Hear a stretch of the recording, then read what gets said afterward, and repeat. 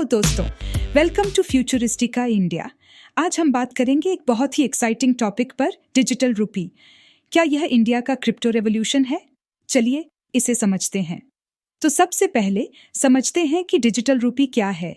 ये बेसिकली हमारे Indian rupee का डिजिटल वर्जन है, जो आरबीआई यानी रिजर्व बैंक ऑफ इंडिया के द्वारा लॉन्च किया जा रहा है।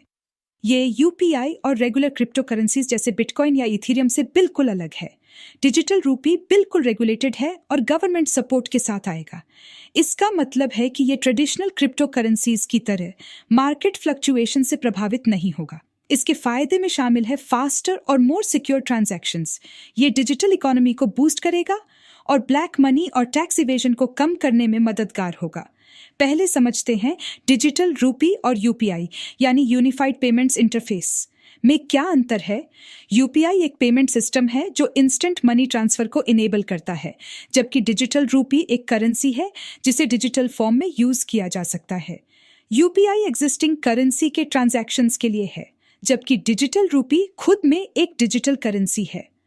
यूपीआई के जरिए आप ट्रेडिशनल रूपीज को क्विकली ट्रांसफर कर सकते हैं, लेकिन डिजिटल रूपी का इस्तेमाल एक डिजिटल एसेट के रूप में होगा, जो शायद ब्लॉकचेन टेक्नोलॉजी पर बेस्ड होगा।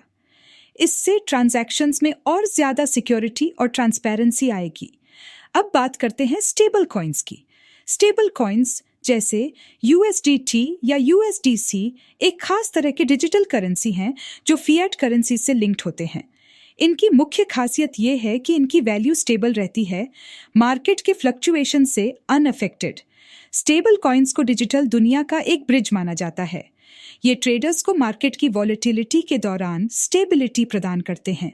इनका उपयोग ग्लोबल ट्रांजैक्शंस में भी होता है, जिससे डिजिटल इकोनॉमी को और सपोर्ट मिलता है। और यहाँ एक और इंटरेस्टिंग बात है, क्या आप जानते हैं कि डिजिटल रूपी को प्रोग्रामेबल भी बनाया जा सकता है? मतलब कि सर्टेन कंडीशंस और रूल्स के साथ ये और भी वर्सेटाइल हो सकता है। तो क्या डिजिटल रूपी सच में इंडिया का क्रिप्टो रेवोल्यूशन बन सकता है? इससे ना सिर्फ डिजिटल पेमेंट्स को आसान बनाएगा, बल्कि इंडिया के फाइनेंशियल लैंडस्केप को भी बदल सकता है। तो दोस्तों, क्या आप मानते हैं कि डिजिटल रूपी इंडिया का क्रिप्टो रेवोल्यूशन है? इसके बारे में आप क्या सोचते हैं? अपने विचार कमेंट्स में जरूर शेयर करें और ऐसी ही और भी इंटरेस्टिंग जानकारी के लिए फ्यूचरिस्टिका इंडिया को सब्सक्राइब करना मत भूलें। धन्यवाद और जय हिंद।